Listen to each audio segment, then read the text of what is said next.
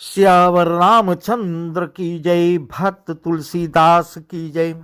वह प्रसंग आपको बता रहे हैं, लंका कांड का प्रसंग, जब प्रभु श्री राम ने एक ही बाण से रावण के रंगमंच को उजाड़ दिया। ऐसा चमत्कार करके श्री रामचंद्र जी का बाण फिर वापस तरकस में आ जाता है। इससे फिर मंदोदरी आगे पति को समझाती है। वही प्रसंग हम आपको विस्तार से बता रहे हैं। कंपन भूमिन मरुत विषेखाय सहस्र कछु नयन न देखा। सोचहि सब निज हृदय मझारी यस गुण भयउ भयंकर भारी। दस मुख देख सभा भय पाए बिहस बचन कह जुगति बनाए। सिरौ गिरे संतत शुभ जाई मुकुट परे कसयव गुण ताही। इस प्रकार सोचने लगा। वहां सभा में बैठे सभी सोच रहे हैं। न कोई भूकंप आया, न जोर की हवा चली और न कोई अस्त्र शस्त्र ही नेत्रों से दिखा।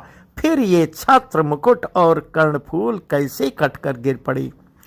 सभी अपने अपने हृदय में सोच कर रहे हैं कि यह बड़ा भयंकर अपशगुन हुआ है।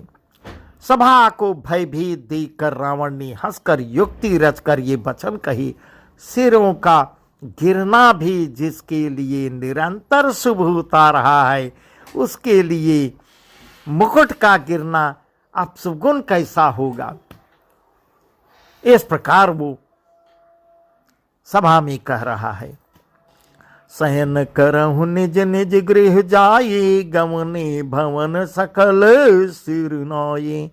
मंदोदरी सोचौर बसेऊ जब ते श्रवण पुर मही कसयऊ। सजल नयन कह जुग कर जोरी सुनहु प्राण पति बिनती मोरी। कंथ राम विरोध परिहरहूँ जानी मनुज जनि हठ मन धरहूँ। इस प्रकार रावण सबको कहता है, अपने अपने घर जाकर सो जाओ, डरने की कोई बात नहीं। तब सब लोग सिर नीचे करके, सिर नवा करके अपने अपने घर को चले जाते हैं। जब से कर्णफूल पृथ्वी पर गिरा, तब से मंदोदरी के हृदय में सोच और बस गया। नेत्रों में जल भरकर दोनों हाथ जोड़कर वह रावण से कहने लगी, हे प्राणनाथ, मेरी विनती सुनिए। हे प्रीतम, राम से विरोध छोड़ दीजिए। मैं बार बार आपसे विनय कर रही हूं, राम से विरोध छोड़ दीजिए। उन्हें मनुष्य जानकर मन में हठ न पकड़े रहिए। विश्वस्वरूप रघुवंश मुनि करहु बचन विश्वास। विश्वरूप रघुवंश मुनि करहु बचन विश्वास। लोक कल्पना वेद कर अंग अंग प्रति जास। मेरे इन वचनों पर विश्वास कीजिए कि वे रघुकुल के शिरोमणि श्री रामचंद्र जी विश्व रूप हैं। यह सारा विश्व उन्हीं का रूप है। वेद जिनकी अंग अंग में लोकों की कल्पना करती हैं। इस प्रकार कह रही है, पद पाताल शेष यज धामा य परलोके अंग अंग विश्रामा। भृगुटि विलास भयंकर काला नयन दिवाकर कचे घनमाला। जासु घ्राण यश्विनी कुमारा निस्वर दिवस निमेषय पारा। सवन दिशा दस वेद बखानी मारुत श्वास निगम निज बानी। इस प्रकार कह रही है, पाताल जिन विश्वरूप भगवान का चरण है, ब्रह्मलोक सिर है, अन्य बीच के सब लोकों का विश्राम स्थित, जिनके अन्य भिन्न भिन्न अंगों पर है, भयंकर काल जिनका भृकुट संचालन भौहों का चलना है, सूर्य नेत्र है, बादलों का समूह बाल है। इस प्रकार पति से कह रही है।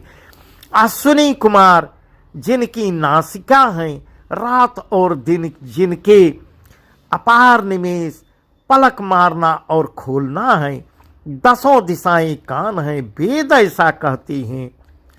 वायु श्वास है और वेद जिनकी अपनी वाणी है। अधर लोभ जम तसन कराला, माया हास बहु दिगपाला। अधर लोभ जम दसन कराला, माया हास बाहु दिगपाला। आनन अनल अम्बपति जिहा, उत्पत्ति पालन प्रलय समीहा। राम राज्यस्तादस भारा, अस्ति शैल सरिता न सुजारा। उदर उदधि अधग जातना, जगमय प्रभु का बहु कल्पना। लोभ जिनका अधर ओठ है, यमराज भयानक दांत हैं, माया हंसी है, दिक्पाल उनकी भुजाएं हैं, अग्नि जो है मुख है, वरुण जो है जीभ है, उत्पत्ति पालन और प्रलय जिनकी चेष्टा क्रिया है। इस प्रकार कह रही है। 18 प्रकार की असंख्य वनस्पतियां जिनकी रोमावलियां हैं, पर्वत अस्थियां हैं, नदियों नसों का जाल है, समुद्र पेट है और नरक जिनकी नीचे की इंद्रियां हैं। इस प्रकार प्रभु विश्वमय हैं, अधिक कल्पना उहापोह क्या की जाए, इस प्रकार समझा रही है।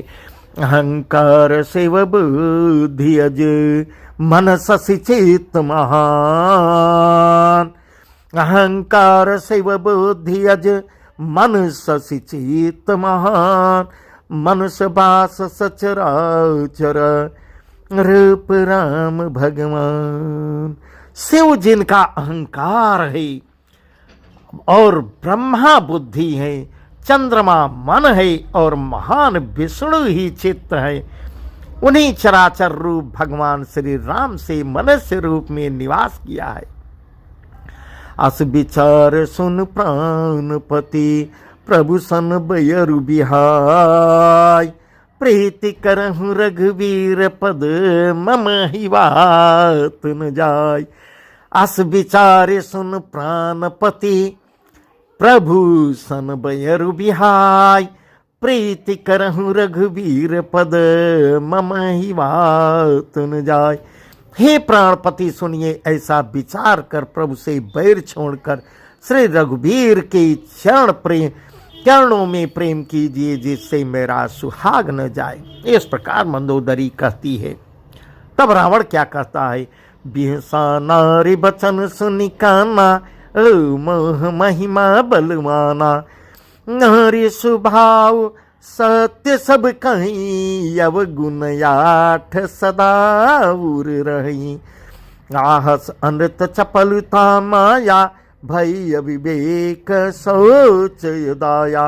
रिप कर रूप सकल तई गावा, अति विशाल भय मोहि सुनावा। पत्नी के वचन कानों से सुनकर रावण खूब हंसता है, ठहाके मार के हंसता है और क्या बोलता है। ओ मोह अज्ञान की महिमा बड़ी बलवान है। स्त्री का स्वभाव सब सत्य ही कहते हैं कि उसके हृदय में 8 अवगुण निवास करते हैं। साहस, झूठ, चपलता, माया, छल, भय, डरपोकपन, अविवेक, मूर्खता, अपवित्रता और निर्दयता। तूने शत्रु का समग्र विराट रूप गाया और मुझे उसका बड़ा भारी भय सुनाया। सो सब प्रिया सहज बस मोरे, सो सब प्रिया सहज बस मोरे। मुझी पर प्रसाद यब तोरे, जान्यो प्रिया तो और चतुराई। यही विधि कहाँ मोरी प्रभुताई।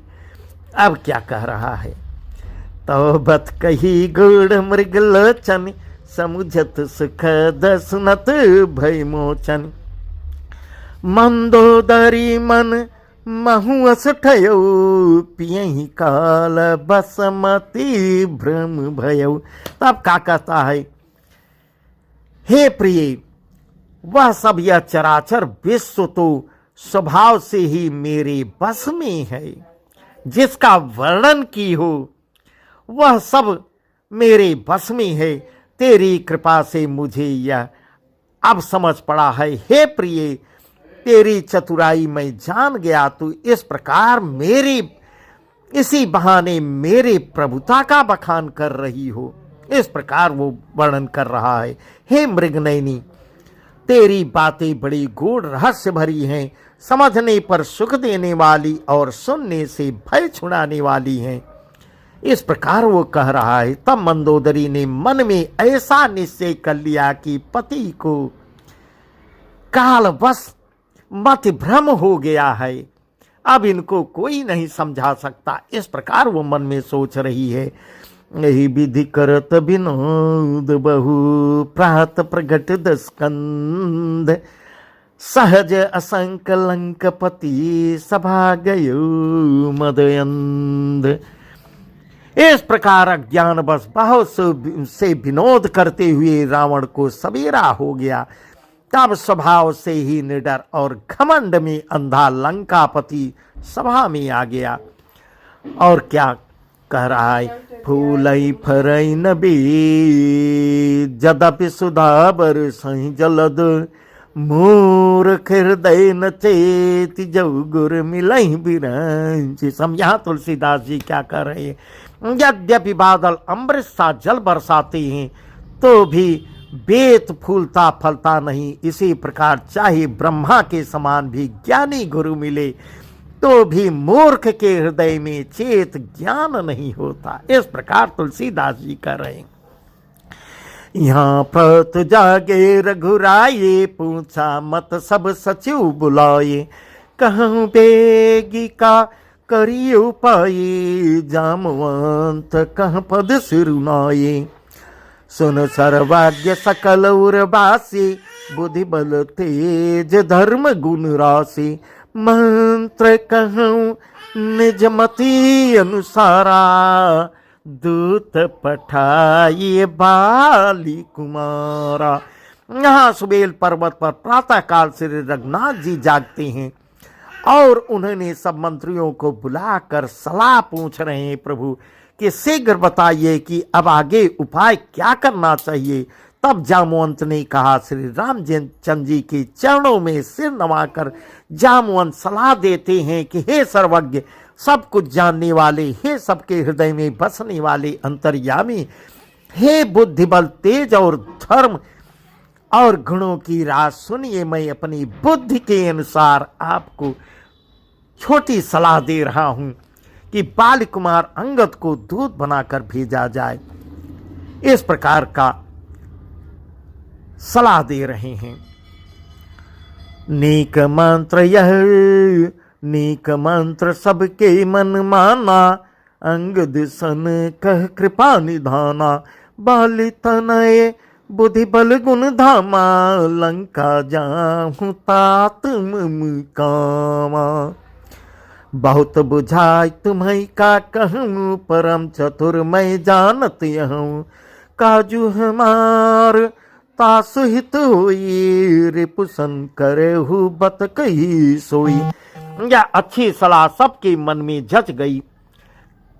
कृपा के निधान श्री रामचंद्र जी ने अंगद से कहा, हे बल बुद्धि और गुणों के धाम बालीपुत्र, हे तात, तुम मेरे काम के लिए लंका जाओ। तुमको बहुत समझा कर क्या कहूं, मैं जानता हूं कि तुम परम चतुर, शत्रु से वही बातचीत करना जिससे हमारा काम हो और उसका भी कल्याण हो जाए। इस प्रकार प्रभु अंगद से कह रहे हैं कि हमारा काम हो और उसका भी कल्याण हो जाए। प्रभु आज्ञा धरि सी चरण बंदी अंगद उठे, सोई गुण सागर राम कृपा जा पर करऊं, स्वयं सिद्ध सब काज नाथ मोहि आदर दियो, अस विचार जुबराज तन पुलकित हर्षित हियों। प्रभु की आज्ञा सिर चढ़ाकर और उनके चरणों की वंदना करके अंगद जी उठते हैं और बोले, हे प्रभु, हे भगवान श्री राम जी, आप जिस पर कृपा करें वही गुणों का समुद्र हो जाता है।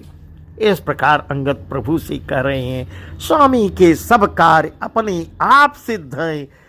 यह तो प्रभु ने मुझको आदर दिया है, सम्मान दिया है, जो मुझे अपने कार्य पर भेज रहे हैं। ऐसा विचार कर युवराज अंगद का हृदय हर्षित और पुलकित हो गया। बंदी चरण उर धरि प्रभुताये, अंगद चले सब सिरुनाये। प्रभु प्रताप उर सहजे शंका, रन बकुरा बाली सुत बंका। पुर पैठत रामन कर बेटा, खेलत रहा सोई गई भेंटा। बात ही बात करस बढ़ियाई, जुगल यतुल बल पुनी तरुणाई। क्या प्रभु के चरणों की वंदना करके और भगवान की प्रभुता को हृदय में धारण धर अंगद सबको सिर नवाकर चल देते हैं। प्रभु के प्रताप को हृदय में धारण किए हुए रणबांकुरे वीर बालिपुत्र स्वाभाविक ही निडर हैं। इस प्रकार तुलसीदास जी कह रहे हैं, लंका में प्रवेश करते ही रावण के पुत्र से भेंट होती है और जो खेल खेल में ही वहां खेल रहा था, बातों ही बातों में दोनों में झगड़ा हो जाती है, क्योंकि दोनों ही अतुलनीय बलवान थे और फिर दोनों की युवा अवस्था भी थी। तही अंगद कहूँ लात उठाई, तही अंगद कहूँ लात उठाई।